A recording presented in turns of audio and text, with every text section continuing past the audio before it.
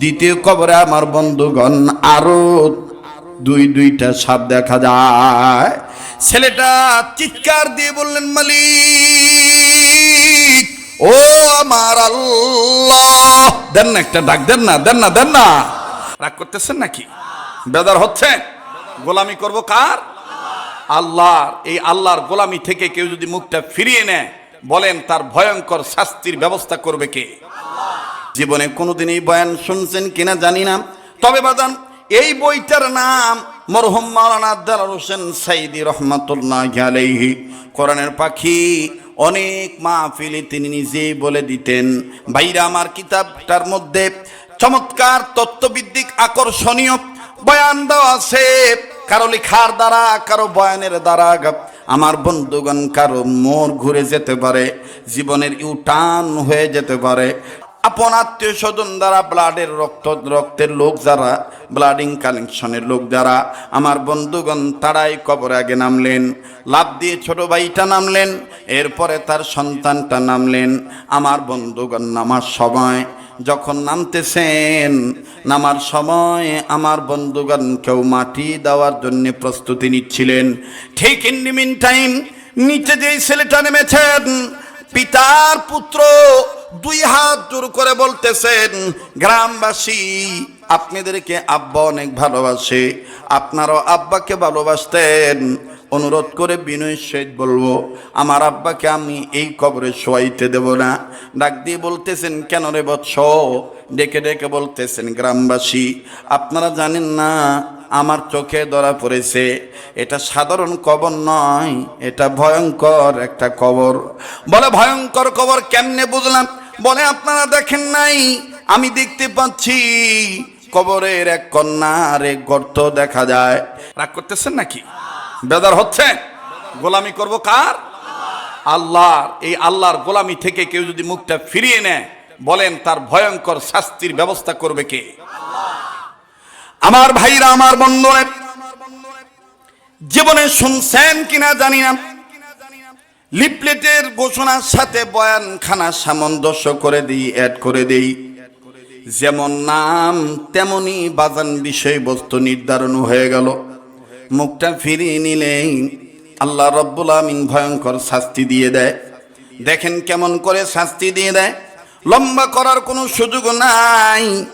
আল্লাহর একজন বান্দা হাজী সাহেব মানুষ, 5 ওয়াক্ত নামাজ পড়েন, যাকাত দেন, হজ করেন, আমার বন্ধুগণ ঘন ঘন উমরা করেন, দান সদকা করেন, মসজিদে সবার আগে যে সামনের কাতারে যে দাঁড়ায়, তাকবীরুল্লাহ ফৌত হয় না, তাকবীরুল্লাহর সাথে নামাজ আদায় করেন। এই হাজী সাহেব মারা গেলেন, শুনতেছেন আপনারা? এই হাজী সাহেব মারা গেলেন, আল্লাহর বান্দা মৃত্যু হয়ে গেল। এই আল্লাহর বান্দার একটি সন্তান, ছেলে সন্তান, একটি মেয়ের বিবাহ হয়ে গেছে, ছেলেটার বিবাহ হয় নাই।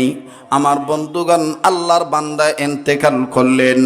আল্লাহর বান্দার লাশ যখন ধৌত করা হলো, কাফনের কাপড় পেঁচানো হলো, আমার বন্ধুগণ নাকে কানে তুলা দেওয়া হলো, সব কিছু কমপ্লিট, জানাজাটাও কমপ্লিট হয়ে গেল।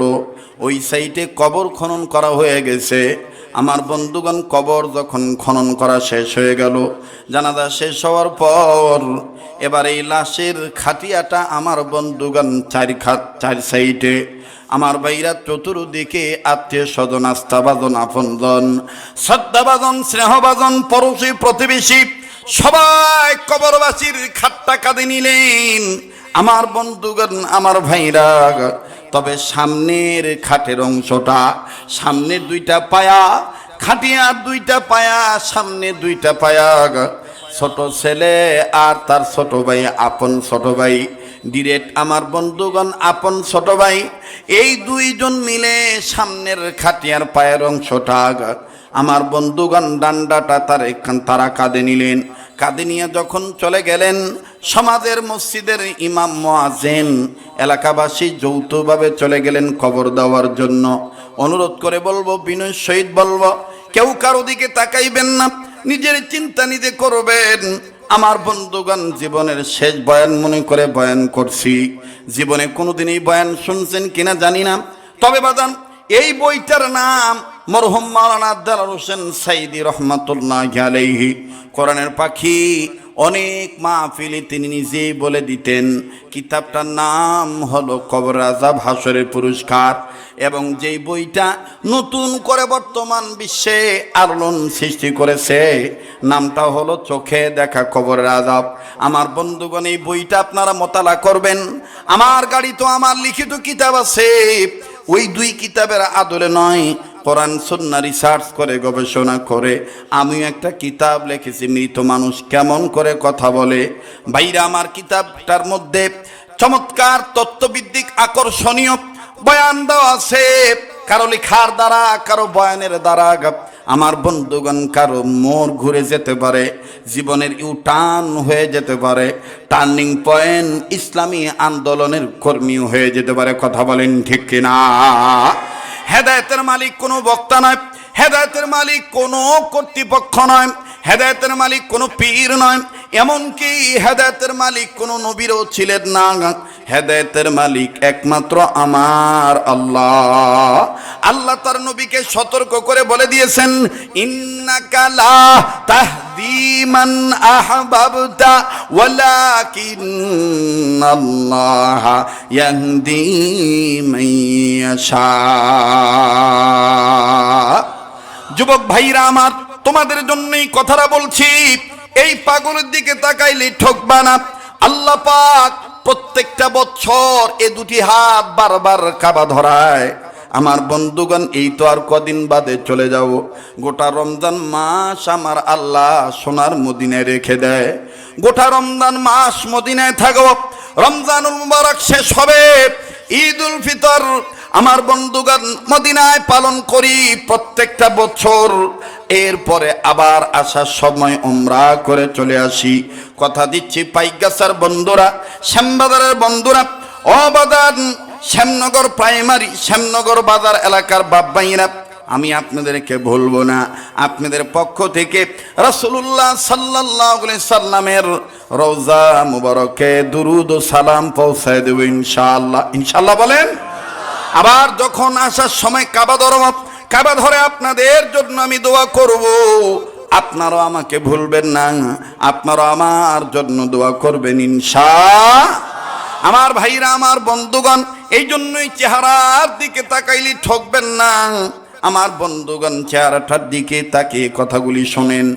জীবনের শেষ বয়ান মনে করে বয়ান করছি। এই বাপের লাশ, ছেলে আর চাচা, ভাই আর সন্তান দুজন মিলে যখন কাঁধে করে নিয়ে কবরের কাছে চলে গেলেন, কবরের কাছে যাওয়ার পর লাশটার খাটিয়া যখন নামাইলো, খাটিয়া থেকে যখন লাশটা বের করলো, লাশটা নিয়ে কবরে নামবেন।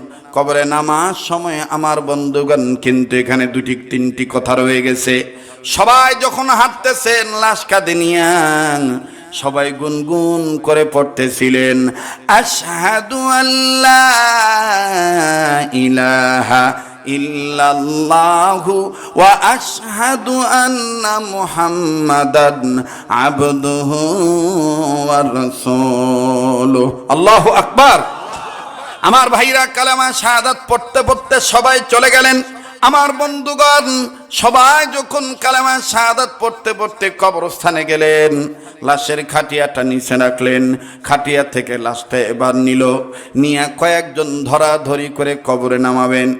তবে কবরে নিয়ারেস্ট পার্সন দ্বারা, আপন আত্মীয় স্বজন দ্বারা, ব্লাডের রক্তের লোক যারা, ব্লাডিং কালেকশনের লোক যারা, আমার বন্ধুগণ তারাই কবরে আগে নামলেন। লাফ দিয়ে ছোট ভাইটা নামলেন, এরপরে তার সন্তানটা নামলেন। আমার বন্ধুগণ, নামার সময় যখন নামতেছেন, নামার সময় আমার বন্ধুগণ কেউ মাটি দেওয়ার জন্য প্রস্তুতি নিচ্ছিলেন। ঠিক ইন দি মিন টাইম নিচে যেই ছেলেটা নেমেছেন, পিতার পুত্র দুই হাত জোর করে বলতেছেন, গ্রামবাসী আপনাদেরকে আব্বা অনেক ভালোবাসে, আপনারাও আব্বাকে ভালোবাসতেন। অনুরোধ করে বিনয়ের সহিত বলবো, আমার আব্বাকে আমি এই কবরে শোয়াইতে দেব না। ডাক দিয়ে বলতেছেন, কেন রে বৎস? ডেকে ডেকে বলতেছেন, গ্রামবাসী আপনারা জানেন না, আমার চোখে ধরা পড়েছে এটা সাধারণ কবর নয়, এটা ভয়ঙ্কর একটা কবর। বলে, ভয়ঙ্কর কবর কেমনে বুঝলাম? বলে, আপনারা দেখেন নাই আমি দেখতে পাচ্ছি কবরের এক কন্যার এক গর্ত দেখা যায়। এই গর্তের দিকে নজর করে দেখতে পাইলাম গর্তের ভিতরে ভয়ঙ্কর বিষাক্ত সাপ আছে। এই কথা শোনা মাত্র চাচা উঠে গেল, গ্রামের আরো যারা নেমেছিল সবাই উঠে গেল। ভয়ঙ্কর সাপ কবরের ভিতরে। ছেলেটাকেও টানাটানি করে উঠাইল। ছেলেটা ডাক দিয়ে বললেন, বিশ্বাস না করলে আমার হাতে একটা কাঠি দেন, অথবা খন্তা দেন, অথবা কবরের মাটি সরানোর যে বস্তুটা আছে সেটা দেন। আমার বন্ধুগণ ছেলেটা হাতে নিল। হাতে নিয়ে যেই গর্তে সাপ, এই গর্তের মুখ থেকে মাটি সরাইলেন। যাহা মাত্র মাটি সরানো হলো, আমার বন্ধুগণ ভিন্ন রঙের বিষাক্ত সাপ ফনা তোলে কবর থেকে বের হলো। গর্ত থেকে মুখটা বের করলেন। আমার ভাইরা মনে হচ্ছে মুখ থেকে আগুন বের হইতেছে। ছেলেটা কান্দার ডাক দিয়ে বলে, আল্লাহ দেন না, একটা ডাক দেন না, বলেন না আল্লাহ, আবার বলেন না আল্লাহ। বাইরে এই কবরে আমার আপনার যেতে হবে, যেহেতু মৃত ব্যক্তিদের রুহের মাগফিরাত কামনায় মাহফিল, এজন্য সাবজেক্ট আমি এটাই নিয়ে আসলাম। সন্তান কান্দে আর ডাক দিয়ে বলে, আল্লাহ আমার জানা মতে আমার বাবা তো কারো কোনো ক্ষতি করে নেই, আমার বাবার কবরে কেন এই সাপ দেখা যায়? না না, আমার বাবাকে আমি এই কবরে রাখতে দিব না। এলাকার মানুষদেরকে অন্যায় বিনয় করে ডাক দিয়ে বলে, মুরব্বীরা মনে কষ্ট নিবেন না, আমার বাবাকে এই কবরে আমি রাখতে পারবো না। আমার যেই বাবা আমার ঘুমানোর সময় মশারি টাঙিয়ে দিত, বা মশা যেন আমাকে কামড়ায় আক্রমণ করে আক্রান্ত না করতে পারে, আমার বাবা নিজে মশারি টাঙিয়ে দিত। আমার বাবা মশা নিধনের মেডিসিন প্রয়োগ করতো। আম্মা জান যদি ভুলবশত মশারি টাঙাইতে ভুলে যেতেন, আমার বাবা আমার মাকে ধমক দিয়ে বলতেন, আমার কলিজার টুকরা ঘুমাবে, কলিজার টুকরাকে মশা কামড়াবে, তুই কেন মশারি টানাস নাই? যেইভাবে যেই বাবা বলতো, সেই বাবাকে আমার চোখের সামনে যেই কবরে সাপ, ওই কবরে আমি আমার আব্বাকে রাখতে পারবো না। অনুরোধ করে বলি, আমার বাবার জন্য আর একটা নতুন কবর খনন করে। এলাকার মুরব্বী আলেমরা সিদ্ধান্ত দিয়ে দিলেন, যেহেতু ছেলেটা তার বাবার ওয়ারিশ, যেহেতু ছেলেটা তার বাবার একমাত্র পুত্র সন্তান, এই ছেলে যেহেতু চাচ্ছে না তার বাবাকে কবরে শোয়ানোর জন্য, অতএব এই কবরে আর তার বাবাকে শোয়ানো হবে না। নতুন করে একটা কবর খনন করো। আমার ভাইরা সময় নিয়ে দ্বিতীয় আর একটা কবর যখন খনন করা হলো, এবার দ্বিতীয় কবরের মধ্যে ছেলেটা ডাক দিয়ে বললেন, চাচারা, এলাকাবাসী, ওলামায়ে কেরাম বৃন্দ, আপনারা একটু ধৈর্য ধরেন, আমি কবরটা একটু চেক করে দেখি কবরে কোনো ঝামেলা আছে নাকি। ছেলেটা এবার বাবাকে শোয়ানোর জন্য আমার বন্ধুগণ আবার যখন দ্বিতীয় কবর চেক করা শুরু করলো, দ্বিতীয় কবর চেক করতে যাইয়ে নজর করে দেখতে পায় প্রথম কবরে একটা সাপ, দুইটা সাপ ছিল। দ্বিতীয় কবরে আমার বন্ধুগণ আরো দুইটা সাপ দেখা যায়। ছেলেটা চিৎকার দিয়ে বললেন, মালিক, ও আমার আল্লাহ, দেন না একটা ডাক, দেন না, দেন না, দেন না। যারা বিশ্বাস করেন কবরের আযাব সত্য, যারা বিশ্বাস করেন কবরের জগৎ সত্য, তারা নিজেদের গুনাহ মাফ পাওয়ার জন্য ইবাদতকারী হওয়ার লক্ষ্যে আওয়াজ দিয়ে বলেন না আল্লাহ, আবার বলেন না আল্লাহ। ছেলেটা ডাক দিয়ে বললেন, মালিক আমার আল্লাহ, আমার বাবার কবরে কেন এই জায়গাও সাপ? না না না, আমার বাবাকে আমি এই কবরও শোয়াইতে দিব না। এলাকার কিছু কিছু মানুষ ক্ষিপ্ত হয়ে গেল, তোমার বাবার পাপের কারণে তোমার বাবার কবরে সাপ দেখা যায়, এতে আমাদের বিলম্ব কেন করাইতেছ? আমাদের ছেড়ে দাও, নইলে তোমার বাবার লাশ নিয়ে তুমি কবরে পড়ে থাকো।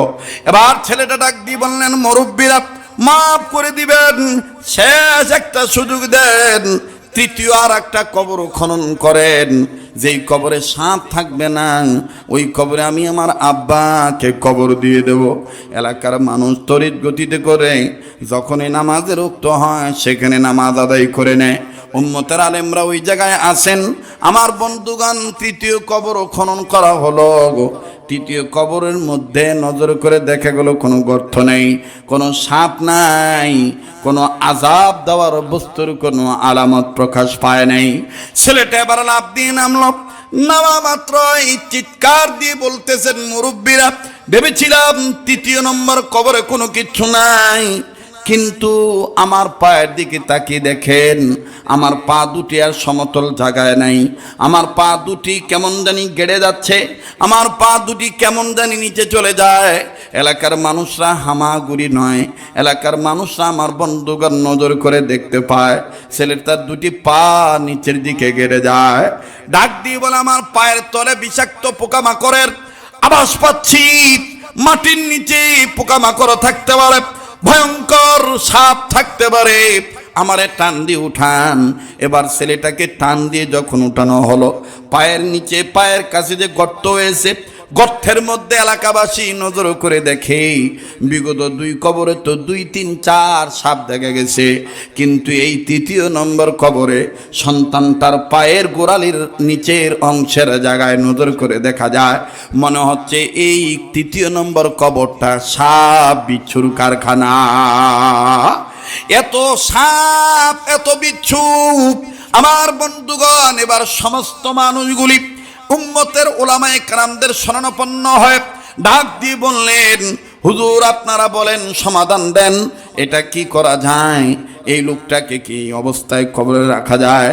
আমার ভাইরা, উম্মতের উলামায়ে কেরামগণ সিদ্ধান্ত জানিয়ে দিয়ে বলেন, এনাকে এই জায়গায় কবর দিলে যা অবস্থা দেখতেছি, সব জায়গায় ওনাকে কামড়ানোর জন্য সাপ তৈয়ার। না জানি কি এমন গুনাহ করেছে, কি এমন গুনাহ করেছে। লোকটা তো নামাজি ছিল, লোকটা তো দাড়িওয়ালা ছিল, লোকটা তো আল্লাহওয়ালা ছিল, এই নেককার বান্দার কবরে এরকম সাপ কেন দেখা যায়? মনে হয় লোকটার কোনো গোপন গুনাহ ছিল, যে গোপন গুনার কারণে তার কবরে এরকম ভয়ঙ্কর আযাবের দৃশ্য দেখা যায়, আযাবের বস্তু দেখা যায়। ছেলেটা ডাক দিয়ে বললেন, হুজুর ওভাবে বলবেন না, আমার জানা মতে আমার আব্বা কোনো খারাপ ছিল না, আমার আব্বার কোনো দোষ ছিল না, কিন্তু বুঝলাম না আমার আব্বার কবরে কেন এরকম সাপ দেখা যায়। কিতাবের লেখকগুলি কি আমার বন্ধুগান বলতে বলতে সবাই হাজী সাহেবের দোষ দেয়, এই মৃত ব্যক্তির দোষ, এই জন্য কবরে সাপ দেখা যায়। কিন্তু দেখেন ঘটনার চিত্রটা পাল্টে গেল, ঘটনাটা উল্টাও হয়ে গেল। আমার বন্ধুগান, যখন এরকম করে সবাই কান্দে, সবাই যখন মৃত ব্যক্তির দোষ দেয়, ঠিক ইন দি মিন টাইম কিতাবের লেখক লিখেন, ওই জামানার জগৎ বিখ্যাত একজন অলি ছিলেন। উনি মাথায় পাগড়ি পরিধান করা অবস্থায় হাতে একটা লাঠি নিয়ে চমৎকার বেশে দূর থেকে ডাক দিয়ে বলে, ওগো আল্লাহর বান্দারা, তোমরা যাহা ভাবো তাহা নয়। সবাই যখন তার দিকে তাকাইলেন, নজর করে দেখতে পাইলেন তিনি অন্য কোনো ব্যক্তি নন। আমার বন্ধুগণ, তিনি হলেন জগৎ বিখ্যাত ওলি আল্লাহ, যার নাম হাজী এমদাদুল্লাহ মুহাজির মক্কি রহমাতুল্লাহি আলাইহি। হাজী সাহেব রহমাতুল্লাহি আলাইহি ডাক দিয়ে বললেন, তোমরা যেটা মনে মনে ভাবো সেটা নয়। ছেলেটা ডাক দিয়ে বলে, উনি কে? এলাকার বড় বড় আলেমরা ডাক দিয়ে বলতেছেন, তিনি আমাদের ওস্তাদের ওস্তাদ, তিনি আমাদের ওস্তাদদের ওস্তাদ, তিনি এমন একজন ব্যক্তি যিনি প্রতি রাত নবী মুহাম্মদকে স্বপ্ন দেখে। ওনার নাম কি? ছেলেটা বলার পরে জবাব দেওয়া হলো, ওনার নাম সাইয়্যিদুত তাইয়্যিবাত হাজী এমদাদুল্লাহ মুহাজির মক্কি রহমাতুল্লাহি আলাইহি, যার সাথে নবীজির ডাইরেক্ট যোগাযোগ আছে। আমার ভাইরা, ছেলেটা ডাক দিয়ে বললেন, হুজুরগণ অনুমতি যদি দিতেন হাজী সাহেবের কাছে আমি যাইতাম। বলে, যাইয়া তুমি জিজ্ঞাসা করো, আমরা যেটা ভাবি সেটা না তাইলে কি? এবার হাজী সাহেবের সামনে যখন দেওয়া হলো, হাজী এমদাদুল্লাহ মুহাজির মক্কি রহমাতুল্লাহি আলাইহি এই ছেলেটার কানে সুন্দর করে আদ্রভাবে আদর মাখা টান দিয়া আমার বন্ধুগণ আস্তে করে একটা আঘাত করে জবাব দিয়া বলে, এই বেটা, তুই সবাই মনে করে তোর বাপের দোষ, কিন্তু আসলে তোর কারণেই তো কবরের এই অবস্থা। ছেলেটা ডাক দিয়ে বললেন, হাদি সাহেব বুঝলাম না, মেরে সামদ আতা নেই, আমার বুঝ আসতেছে না, আমাদের বুঝে আসতেছে না, আমার কি দোষ? হাজী আমদাদুল্লাহ মুহাজির মক্কি রাহমাতুল্লাহ আলাইহি বললেন, সবার সামনে বললে তুই লজ্জা পাবি, তোরে আমি আর একটু আউলে নিয়ে যাই, আর একটু ফাঁকে নিয়ে যাই। আর একটু ফাঁকে নিয়ে যাওয়া হলো। এবার সবাই মিলে নজর করে দেখতেছেন হাজী আমদাদুল্লাহ মুহাজির মক্কি রাহমাতুল্লাহ আলাইহি কথা বলেন, আর এই ছেলেটা জমিনের সাথে গড়াগড়ি পারে আর চিৎকার দিয়ে দিয়ে কয়, আল্লাহ, আর কোনদিন এই কাজ করব না। আল্লাহ, আমি নিজের উপর জুলুম করে ফেলেছি। আল্লাহ, আমি আমার পিতার কথা অমান্য করেছি। আমার পিতা আমাকে শিক্ষা দিয়েছে, দীক্ষা গ্রহণ করে নেই। ওগো আমার আল্লাহ, আয় আল্লাহ, তুমি আমারে মাফ করে দাও। হাজী আমদাদুল্লাহ মুহাজির মক্কি রাহমাতুল্লাহ আলাইহি বললেন, তোমার কারণেই পারেন আমার আল্লাহ মাফ করে দিতে। বাজান, এই ঘটনা যিনি লিখেছেন তিনি আবার ওই কিতাবের মধ্যে লিখেছেন, কোন সন্তান, কোন ছেলে মেয়ে মা বাবার জন্য যদি দুইটি আয়াত তেলাওয়াত করে অথবা আয়াতের অংশ তেলাওয়াত করে, আমার ভাইরা, আমার বন্ধুগণ, মা বাপ ছেলে মেয়ের জন্য 3টে আয়াত তেলাওয়াত করলে, দোয়া পাঠ করলে, আল্লাহ পাক ওই ছেলে মেয়ের কবর আযাব মাফ করিয়া দেয়। আর ছেলে মেয়ে যদি 2টি আয়াত তেলাওয়াত করে, ইবাদত মনে করে, 2টি আয়াতের অংশ তেলাওয়াত করে, আল্লাহ পাক বাপ মার কবর আযাব মাফ করে দেয়। আসেন না জেনে নেই মা বাবার পক্ষ থেকে সন্তানদের জন্য 3টি আয়াত। নাম্বার 1, রব্বানা হাবলানা মিন আজওয়াজিনা ওয়া যুররিয়াতিনা কুররাতা আয়ুন ওয়াজআলনা লিল মুত্তাকিনা ইমামা। 2 নম্বর, রব্বির হামহুমা কামা রব্বায়ানি, পড়েন না, রব্বির হামহুমা কামা রব্বায়ানি সগীরা। 3 নম্বর আয়াত হলো, রব্বানা উগফিরলি ওয়ালিওয়ালিদাইয়া ওয়ালিল মুমিনিনা ইয়াওমা ইয়াকুমুল হিসাব। আল্লাহু আকবার। মা বাপ যদি সন্তানদের জন্য উদ্দেশ্য করে আল্লাহর কাছে 3টে আয়াত অথবা 3টে আয়াতের অংশ তেলাওয়াত করে, দোয়া করে, আল্লাহ পাক ওই ছেলে মেয়েকে আল্লাহ রব্বুল আমিন আল্লাহওয়ালা সন্তান বানিয়ে দেন, নেককার সন্তান বানিয়ে দেয়, নূরানি সন্তান বানিয়ে দেয়। আল্লাহু আকবার, আল্লাহু আকবার। এবার আসেন, ছেলে মেয়ে সন্তান পিতামাতার জন্য 2টি আয়াত তেলাওয়াত করবেন। এই 2টি আয়াত আমার আপনার জানা দরকার। নাম্বার 1, রব্বির হামহুমা কামা রব্বায়ানি সগীরা। নাম্বার 2, রব্বানা গফিরলি ওয়ালিওয়ালিদাইয়া ওয়ালিল মুমিনিনা ইয়াওমা ইয়াকুমুল হিসাব। আল্লাহু আকবার। এবার ছেলেটা ডাক দিয়ে বললেন, হযরত জি, অনুমতি যদি দিতেন আমি আমার বাড়িতে যাইতাম। হাজী আমদাদুল্লাহ মুহাজির মক্কি রাহমাতুল্লাহ আলাইহি বললেন, তুমি যদি পূর্ণাঙ্গ তওবা করতে পারো, তোমার বাবার প্রত্যেকটা সাপের জায়গায় আল্লাহ পাক ফুল গাছ গজায় দিবে, আযাব বন্ধ হয়ে যাবে, কবর জান্নাত হয়ে যাবে। ছেলেটা একটা দৌড় মারলেন, দৌড় মেরে বাড়িতে চলে গেলেন। চাচাও পিছে পিছে গেলেন। হাজী সাহেব সবাইকে বললেন, সবাই এখানে দাঁড়ান। ছেলেটা তওবা করতে গেছে। এই যুবক বাড়িতে যাইয়া নতুন করে গোসল করলেন, বাবার সুন্দর পবিত্র কাপড় তিনি পরিধান করলেন। বাবা যেই কাপড় উপরে নামাজ আদায় করতেন, নামাজ কায়েম করতেন, ওই কাপড় পরিধান করে ছেলেটা একটা দৌড় মেরে, আমার বন্ধুগণ, ছেলেটা সুন্দর করে 2 রাকাত নামাজ আদায় করলেন। তবে নামাজের নিয়ত করার সময় ছেলেটা বললেন, আল্লাহ, এই যে সিজদা দেব, যদি আমার তওবা কবুল হয়, আমার সিজদা কবুল হয়, আয় আল্লাহ, আমার বাবাকে তুমি মাফ করে যদি দাও, তাইলে বুঝতে পারবো আমার বাবার কবরে আর সাপ থাকবে না।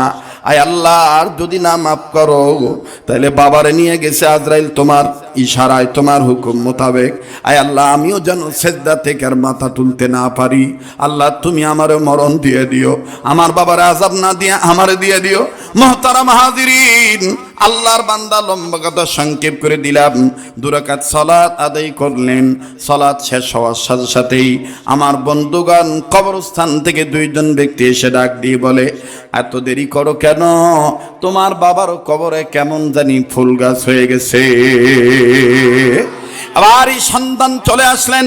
চলে আসার পর হাজী আমদাদুল্লাহ মহাদরে মক্কি রহমতুল্লাহ আলাইহি বলতেন, বাবারে বললেন, বাবারে তুমি যদি তওবা না করতা, তোমার বাবাকে যেখানেই কবর দেওয়া হতো গো, তোমার গুনার কারণে তোমার বাবার কবরে তোমার বাবার শাস্তি পেতে হতো। এবার সবাই ডাক দিয়ে বলে, হযরত ছেলেটার কি এমন গুনাহ, আমরা যদি একটু জানতে পারতাম। হাজী আমদাদুল্লাহ মহাদরে মক্কি রহমতুল্লাহ আলাইহি বললেন, কারো গুনার খবর কোনো মুমিন বান্দার এখতিয়ার নেই প্রকাশ করা, তবে সেই মুমিন বান্দা যদি নিজে প্রকাশ করে শিক্ষা দেওয়ার জন্য, শিক্ষা গ্রহণ করার জন্য, তাহলে সে বলতে পারে এখানে আমাদের কোনো বাধা নেই। ছেলেটা ডাক দিয়ে বলতেছেন, জ্ঞানী মানুষ, আপনারা জ্ঞানী মানুষ বুঝে নিবেন, আমি একটা কথাই বলে দেই, আমার বাবা বলেছিল অসৎ সঙ্গের সাথে সঙ্গ না দেওয়ার জন্য। আমার বাবা বলেছিল আল্লাহ পাকের আইন মেনে চলার জন্য, নবীর তরিকা মতে চলার জন্য। কিন্তু আমি আমার বাবাকে দেখানোর জন্য নামাজ আদায় করতাম, বাবাকে বাড়িতে ঢুকায় দিয়েই আমি অসৎ সঙ্গের সাথে জড়িত হয়ে যাইতাম। তিলে তিলে বাবাকে আমি গোপনে গোপনে কষ্ট দিয়েছি, বাবাকে কত মানুষ বিচার দিয়েছি। বাবাকে বলেছি আপনি নামাজ পড়েন, কিন্তু আপনার সন্তান তো বাজে ছেলেদের সাথে আড্ডা দেয়, এর শাস্তি কিন্তু আপনার ভোগ করা লাগবে। আমার ভাইরা, ছেলেটা কান্দার ডাক দিয়ে বলেন, আমার বাবা আমাকে কত বুঝাইছে, সর্বশেষ এক বন্ধুর পাল্লায় পড়ে বাবার কাছে আমি মিথ্যা কসম করেছিলাম, বাবা আমার পণ করেছিল, তোর মতন ছেলে যদি ভালো না হয় তাইলে আমি মরার পরে যেন তামাম পৃথিবীর মানুষকে আমার কবর আযাবের দৃশ্য দেখাইয়া মানুষ পিতারা যেন শিক্ষা গ্রহণ করে। কাজেই আমি কান ধরে তওবা করলাম, আমি আর কোনোদিন অসৎ সঙ্গ যাব না, তাদের সাথে চলবো যাদের সাথে চললে ইবাদত শিখা যায়, ইবাদত করা যায়, আমি তাদের সাথে চলবো। ছেলেটা যখন এই কথা বললেন, এবার হাজী আমদাদুল্লাহ মহাদরে মক্কি রহমতুল্লাহ আলাইহি বললেন, আর কোনো চিন্তা নাই, আর কোনো চিন্তা নাই, ছেলের তওবা কবুল হয়ে গেছে, বাবাকে আল্লাহ মাফ করে জান্নাত দিয়ে দিছে। এ কথা আল্লাহ বলেন, ওয়া মান খাফা মাকামা রাব্বিহি ওয়া নাহান নাফসা আনিল হাওয়া ফাইন্নাল জান্নাতা হিয়াল মাওয়া। আল্লাহু আকবার। আল্লাহকে ভয় করা এটার নাম ইবাদত, আল্লাহকে মহব্বত করা এটার নাম ইবাদত। কথা বলেন ঠিক কিনা? আমরা সঠিক সময় সঠিক পথে সকল সময় সব জায়গায় আল্লাহকে ভয় করব তো ইনশাআল্লাহ, করব তো ইনশাআল্লাহ। আমি আপনাদের মাঝে এসে বিরক্ত করে গেলাম, ডিস্টার্ব দিয়ে গেলাম, মাফ করে দিয়ে, বেঁচে থাকলে আবার দেখা হবে ইনশাআল্লাহ, ইনশাআল্লাহ, ইনশাআল্লাহ।